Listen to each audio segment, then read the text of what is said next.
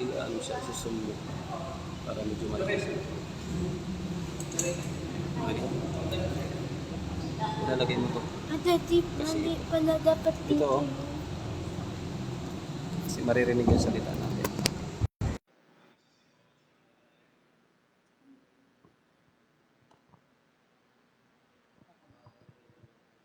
Magandang gabi po at happy midweek po.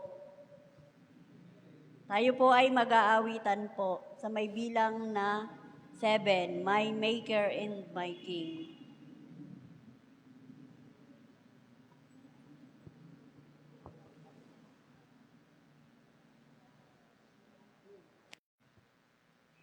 My Maker and my King, sing.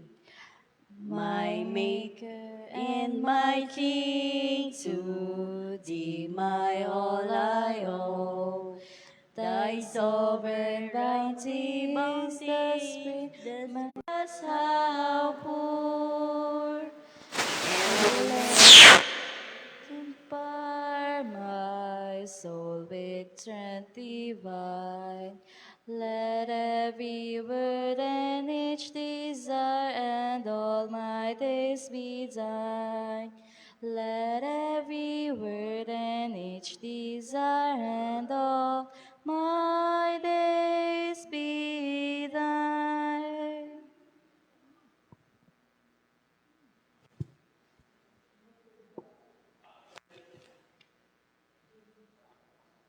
Para po sa ating pagpapatuloy, tayo pong lahat ay tumayo at awitin ang What a Friend We Have in Jesus, hymn number 323.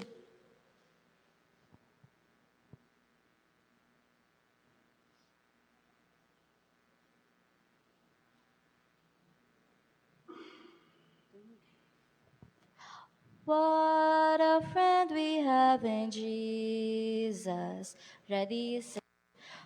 What a friend we have in Jesus. All our sins and grief to bear. What a privilege to carry everything to God in prayer. Oh, what peace we often forfeit. Oh, what needless pain we bear. All because we do not carry everything to God in prayer. Have we trials and temptation? Is there trouble anywhere? We should never be discouraged. Take it to the Lord in prayer. Can we find a friend so faithful who will all our sorrow share? Jesus knows our every weakness. Take it to the Lord in prayer. Are we weak and heavy laden, covered with a load of care? Precious Savior, still a refuge. Take it to the Lord in prayer. Do thy friends despise, forsake thee? Take it to the Lord in prayer. In his arms he'll take and shield thee. Thou wilt find a solace there.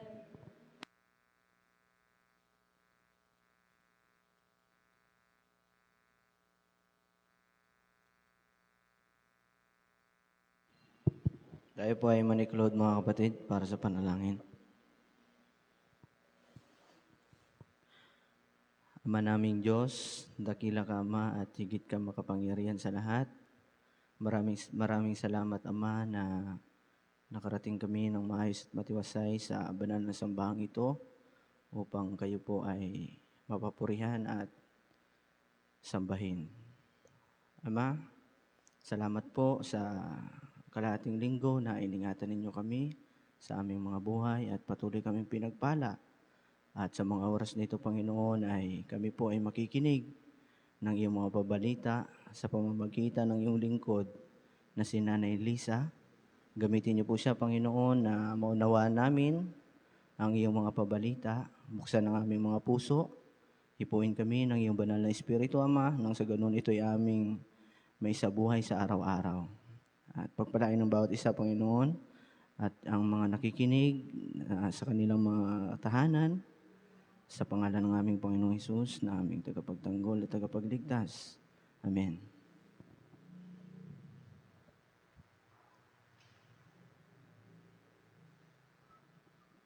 Hello. Magandang gabi mga kapatid. Kumusta po? Bagamat tayo po ay sanay na naman na tayo, kukunti lang paragi pag Miyerkules eh. Pero hindi pa rin hadlang na hindi tayo magsagawa ng gawain ng Panginoon. So, tayo po ay pinangunahan ng nagpapaawit ang mag-ina, si Sister Maylin at si Shane. At si Brother Rapi naman po sa unang panalangin. At tayo po ay makikinig po muli ng yung libro ni Mrs. White na yung From Heaven with Love, na ang pamagat ay yung chapter 77 na po, no, sister? From Heaven with Love, chapter 77, ang si Kristo, ang paglilitis kay Kristo. So, si Sister Elisa Binaventura po ang speaker po ngayon. At bago po tayo makinig ng kanyang mensahe, mga kapatid, tayo po ay pangunahan po ng mensahe ng awit ni Brother Rainiel Guim. Magandang gabi po muli, mga kapatid. Happy midweek.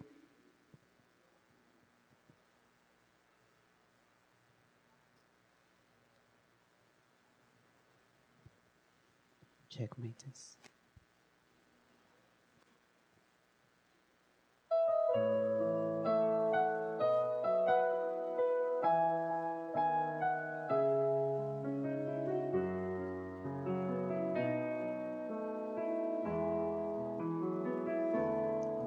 Sino pa ang tutulong sa'yo, kundi ang kaibigan mo? Kaibigan mo ang Diyos. Sa Diyos mo sasabihin ang problema mo, at magtiwala kang di ka mabibigo. Kasama mo ang Diyos sa hirap at ginhawa. Tumawag ka lamang, di ka mabibigo. Kaibigan mo siya. Kaibigan, tuwina. Sino pa ang tutulong sa'yo, kundi ang kaibigan mo? Kaibigan mo ang Diyos. Kapag nasaktan ka ay huwag kang susuko. Kahit may takot ka ay huwag kang magtago. Di ka nag-iisa, kasama mo ang Diyos. Tumawag ka lamang, di ka mabibigo ang Diyos. Ngayong nalaman mo na may kasama ka, asahan mong hindi ka na mag-iisa. kasama mo ang Diyos sa hirap at ginhawa, at may karamay ka sa iyong pagdurusa. Kaibigan mo siya, kaibigan, tuwina. Sino pa ang tutulong sa'yo, kundi ang kaibigan mo, kaibigan. Sino pa ang tutulong sa'yo, kundi ang kaibigan mo, kaibigan mo, ang Diyos. Sino pa ang tutulong sa'yo, kundi ang kaibigan mo?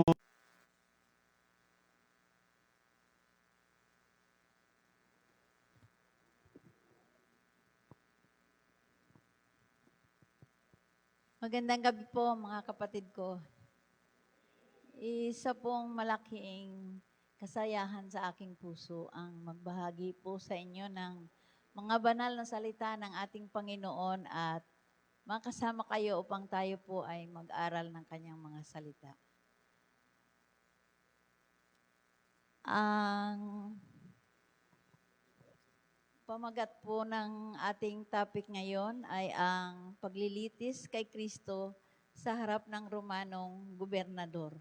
Tayo po ay nasa ika-77 kabanata na ng ating pong libro na From Heaven with Love.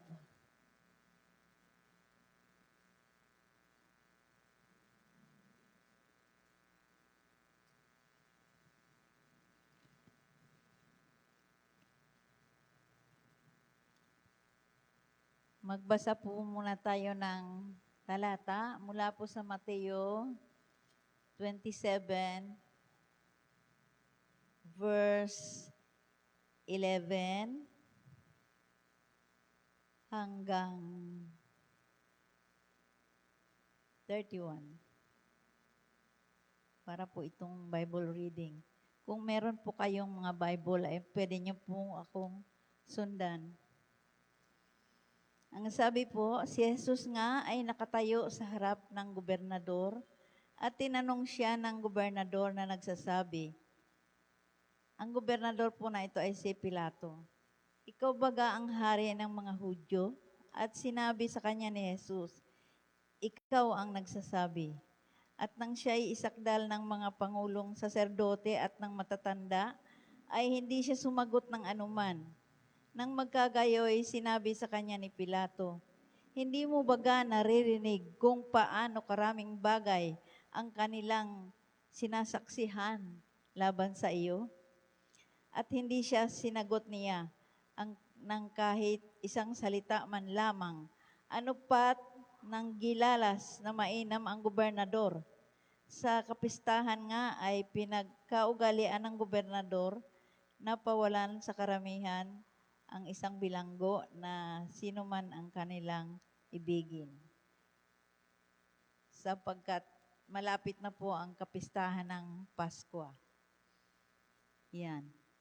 Dito po sa aking ginawa ay si Jesus nga po ay dinala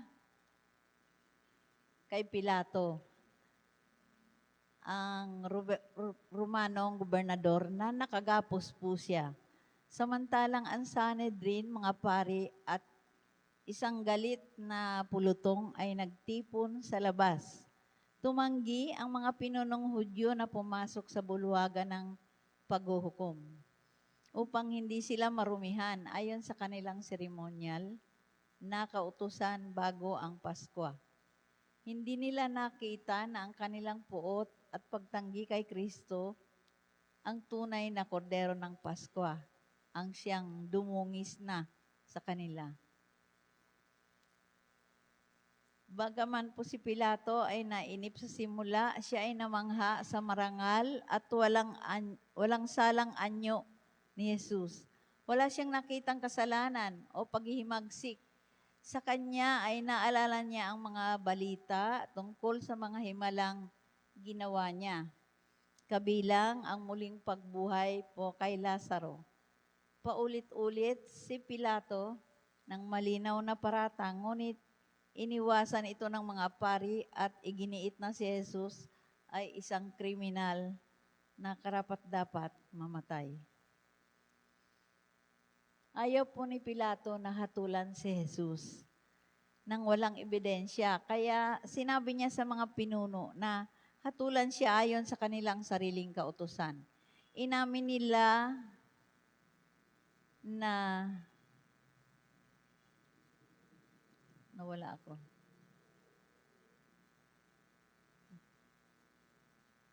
Inamin nila na kailangan nila ang kapangyarihan ng Roma upang maisagawa ang parusang kamatayan. Kung baga ito po ay dapat payagan ni Pilato. Nang iginiit ni Pilato ang mga paratang, na siya raw ay naguudyok ng paghihimagsik, tumututol sa pagbabayad ng buwis kay Cesar at nagaangking hari, mga paratang na pampolitika upang pilitin si Pilato.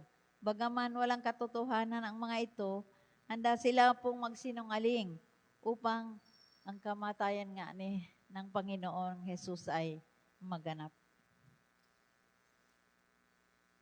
Dito po sa pangalawa ay may pamagat na si Pilato ay kumbinsido na may sabuatan.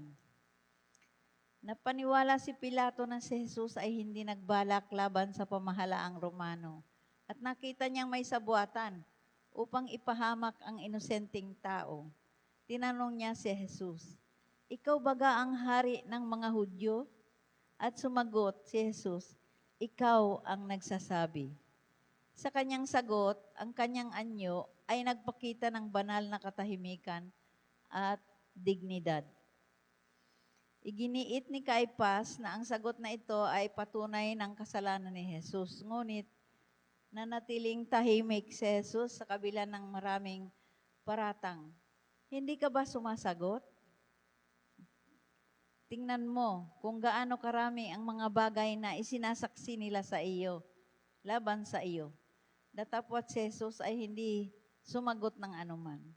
Ang kanyang katahimikan ay naghayag ng lakas, pagtitiis at liwanag mula sa loob na hindi naapektuhan ng galit sa kanyang paligid.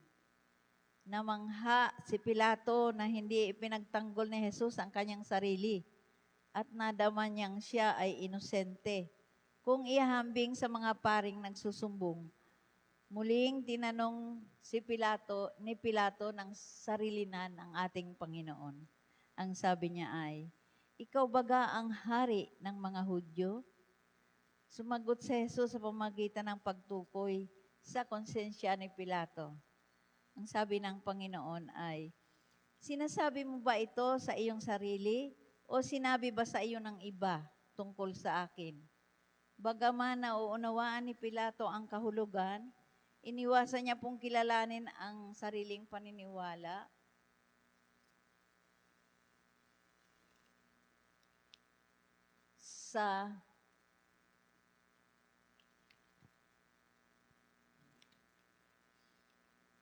At sumagot, "Ako ba'y Hudyo?" At iginiit na ipaliwanag ni Jesus kung bakit ipinagkanulo ang kanyang sariling bayan. Pinagkanulo ng kanyang sariling bayan. Dito po sa pangatlo, sinikap ni Jesus na iligtas si Pilato. Ipinaliwanag ni Jesus kay Pilato na ang kanyang kaharian ay hindi makamundo. Mababasa po natin ito sa Mateo 11:31. Na sinasabi, "Ang kaharian ko ay hindi sa sanlibutang ito, ngunit ngayon ay hindi mula rito ang aking kaharian." Nang itanong ni Pilato, "Hari ka nga ba?" Sumagot si Jesus, "Ikaw ang nagsasabi na ako ay hari. Ipinanganak ako at naparito sa sanlibutan upang magpatotoo sa katotohanan. Ang bawat isa na katotohanan ay nakikinig sa aking tinig. Ninais ni Kristo na maunawaan ni Pilato na tanging ang pagtanggap sa katotohanan ang makapapanumbalik sa kanyang sariling likas. Bangaman naguguluhan, nadama ni Pilato ang bigat ng katotohanan at nagtanong, ano ang katotohanan? Ngunit hindi niya hinintay ang sagot. Sa harap ng lahat ay ipinahayag niya, wala akong masumpungang kasalanan sa kanya. Nagngingit-ngit ang mga pari at inakusahan si Jesus ng pag-uudyok ng paghihimagsik sa buong Judea na sinasabi, ginugulo niya ang bayan na nagtuturo sa buong Judea mula sa Galilea hanggang dito. Bagaman tiyak si Pilato na kawalang sala ni Jesus, natakot siya sa posibleng kaguluhan ng karamihan. Nang malaman niyang si Jesus ay taga Galilea, ipinadala niya siya kay Herodes upang ilipat ang pananagutan at ayusin ang kanilang alitan. May alitan po pala itong si Herodes at si Pilato. At sa pamamagitan po ng pagpapadala niya sa Panginoong Jesus kay Herodes, ito po ay naging isang hakbang na nagbunga ng kanilang pagkakasundo. Nagkasundo po sila. Nagalak si Herodes nang makita si Jesus. Umaasang makakakita ng isang himala. Siya rin ang Herodes na pumatay po kay Juan Bautista. Yung ulo ni Bautista ay inilagay niya po sa isang bandihado sa kahilingan po ni Herodias. At minsang natakot siya sa Panginoong Hesus. Akala niya si Juan ay muling nabuhay. Bagaman mariing inaakusahan ng mga pari si Jesus, kinilala ni Herodes na siya ay inuusig dahil sa inggit. Marami siyang itinanong, ngunit nanatiling tahimik po ang Panginoong Hesus. Tahimik lang siya. Sa gayon ay humingi si Herodes ng isang himala at nangakong palalayain siya. Ngunit tumanggi si Jesus. Piniling hindi gamitin ang banal na kapangyarihan upang iwasan ang pagdurusa. Nabahala ang mga pari at inakusahan siya ng pamumusong sa paggawa ng mga himala sa pamamagitan ng masamang kapangyarihan. Si Herodes na tumigas na sa kasalanan ay nilibak ang katahimikan ni Jesus at nagbanta sa kanya. Ngunit nanatiling hindi matinag si Kristo. Ito po kasing si Herodes ay nagtipon po siya ng mga taong may kapansanan at pinipilit niya ang Panginoon na maghimala sa harapan niya. Ngunit ang Panginoon ay hindi po gumawa ng ganun. Sa galit po ni Herodes, tinawag niya ang Panginoong Hesus na impostor at hinayaan ang pulutong na abusuhin siya.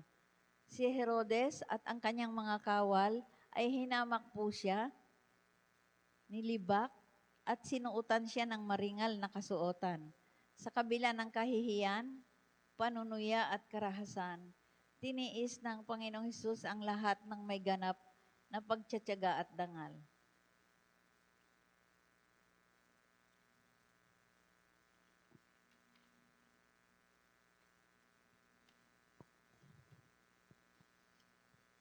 Sa presensya ng Panginoong Hesus, may mga dumating upang manlibak. Marami po ang, kumbaga, nagbuli po sa kanya ng panahon na yon. Ngunit, umatras na may takot at nanahimik.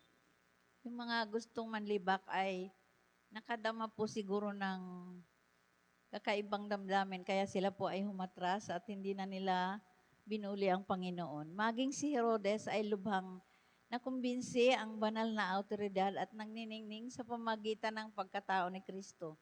Bagaman tumigas sa kasalanan, hindi nagahas si Herodes na pagtibayin ang kamatayan ni Jesus.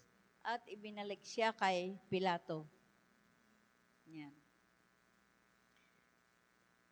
Nabigo si Pilato nang ibalik si Jesus at pinaalalahanan ang mga pinuno na ni Herodes ay walang nakitang kasalanan sa kanya. Ipinahayag niya, kaya nga siya ay aking papaluin at pakakawalan. Ngunit ipinakita nito ang kanyang kahinaan. Bagaman batid ng kawalang sala ni Jesus, pinili niyang makipagkompromiso kaysa ipagtanggol ang katarungan upang bigyang lugod ang karamihan. Yan.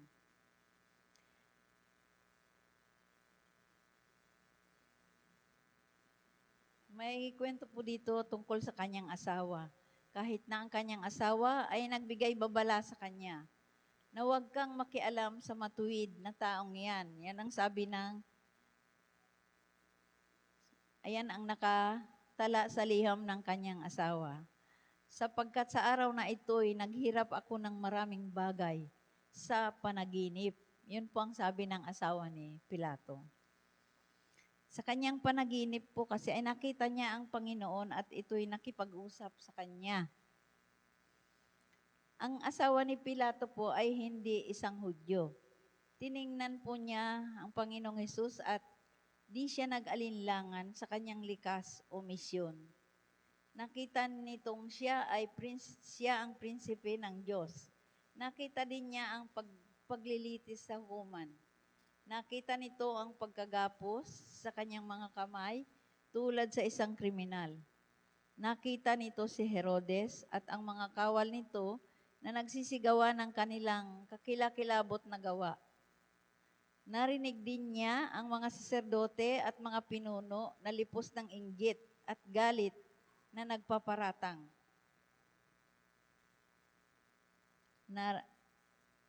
Ang mga salitang kami ay mayroong isang kautusan.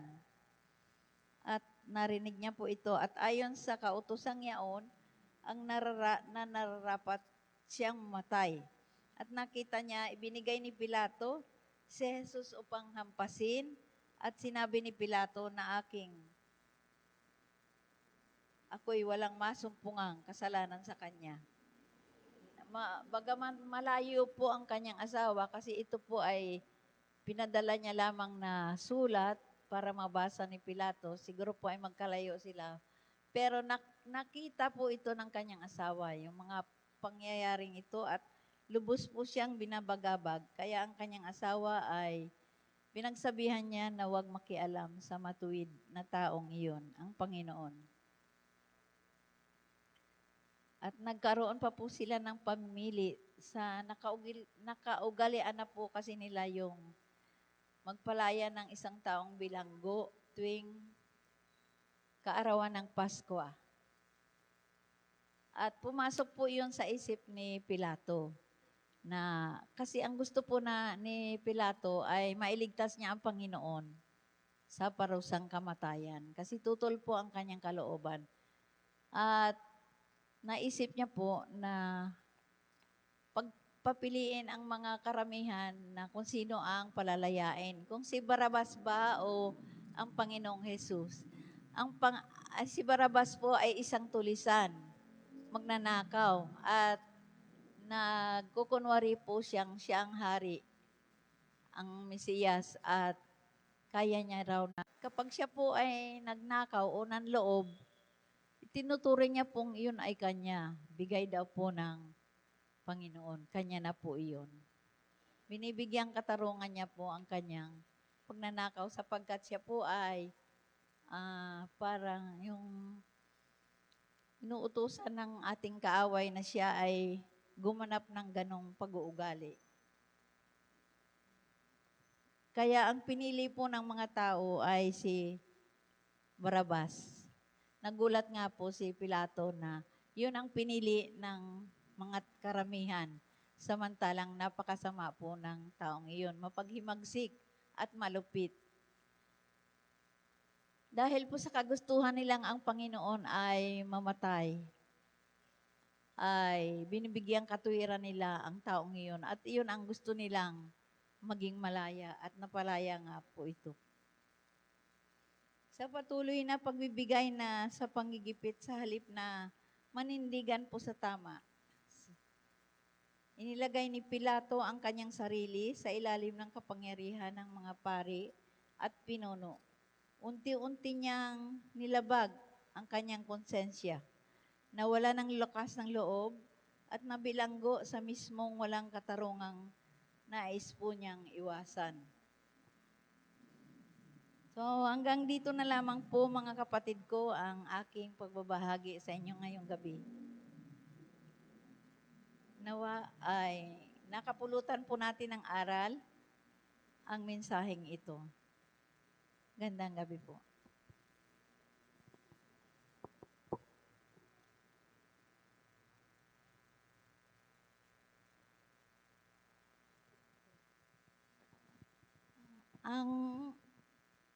Ang atin po palang reflection ngayon, ang naisip ko po ay yung hindi po pagsagot-sagot o pagsasawalang kibo ng ating Panginoon. Ano po kaya ang epekto nito sa ating kapanahunan ngayon? Yan po, ang ating pagbubulay-bulayan. Salamat po, Sister Lisa. Akin pong divide na lang po sa 3 grupo na lang po. Kay Kuya Pidek, dito ka na sa kabila. Tapos si Kuya Dani, hanggang kay Ma'am Rose. At si Brother Melfred, dito na lang sa kabila. Rapi. Kuya Edgar, dito na lang tayo sa para na. Brother Reniel, diyan ka na. Sana. Sige po. Sige po.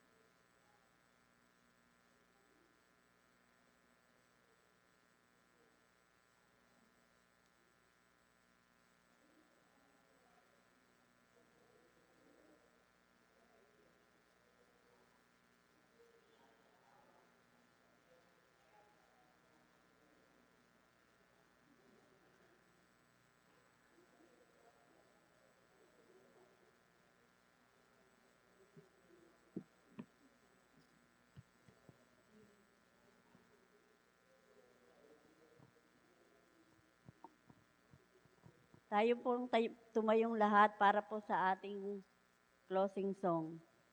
Awitin po natin ang All the Way, Hymn 343.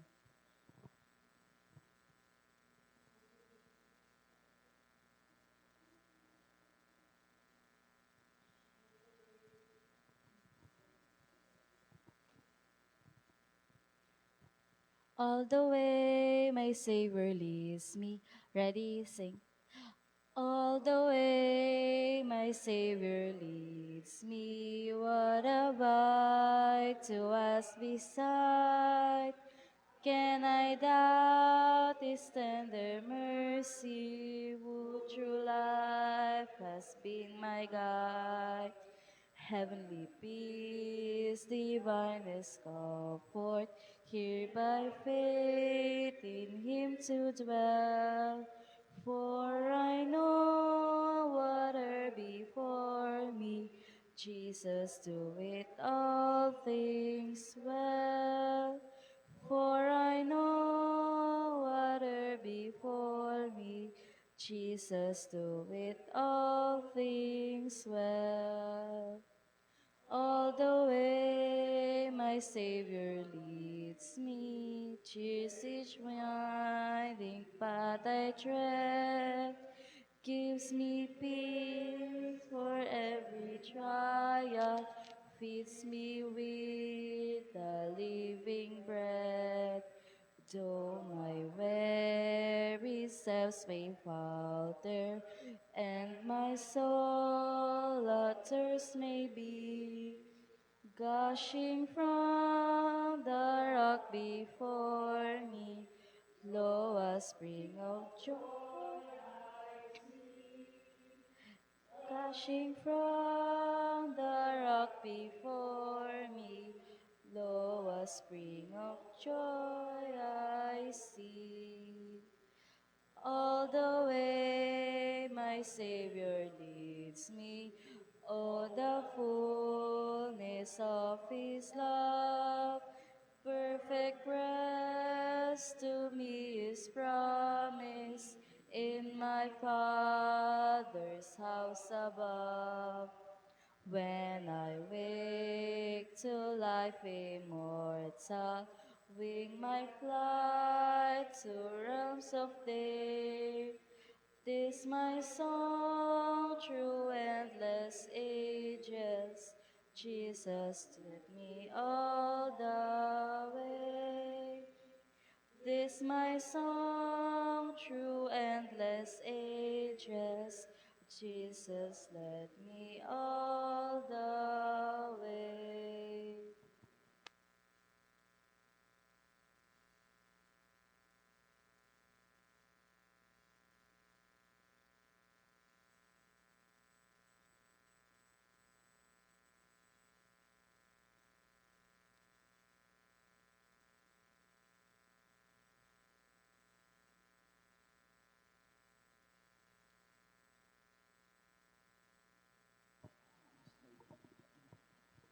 Tayo po'y manalangin, mga kapatid ko. Maraming salamat po, Panginoon, sa mga banal mong salita ngayong gabi na amin pong napagbulay-bulayan. Tunay na napakaganda po sa pakiramdam na pagbulay-bulayan po ang mga karanasan nyo sa lupa na nangyari upang ito po ay magdulot sa amin ng pag-asa sa mga darating na panahon.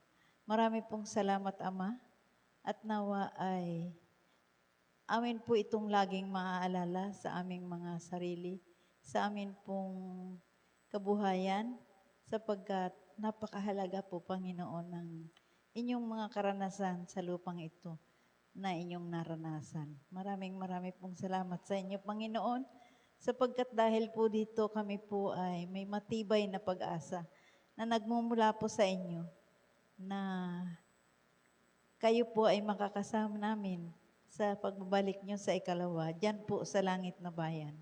Marami pong salamat, Panginoon, na ang bawat isa sa amin ay iyong tinawagan bilang mga anak. Nagpupuri po kami ng labis sa inyong dakilang pangalan, Panginoon. Marami pong salamat. At nawa po, sa aming pag-uwi ngayong gabi ay gabayan kami na kami po ay makarating sa aming bawat tahanan ng ligtas.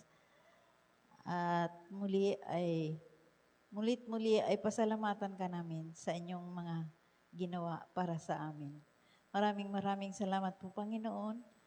Ito po'y alang-alang na lahat sa matamis na pangalan ng aming Panginoong Hesus. Amen.